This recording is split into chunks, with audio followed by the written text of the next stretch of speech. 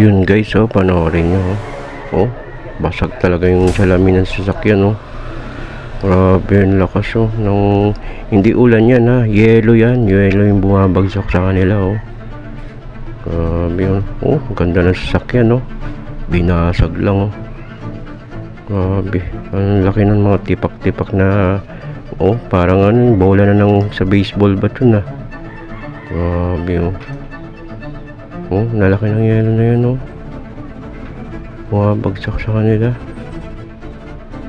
Kung sa ating bumabagyo yan sa kanila, yelo ang umano sa kanila. Oh, ang lalaki niyan. Lalaki ng tipak mo. Oh, talagang babasagin yung salamin mo niyan.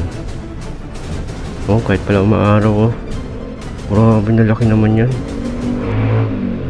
Huwag naman sana mangyari sa atin yan.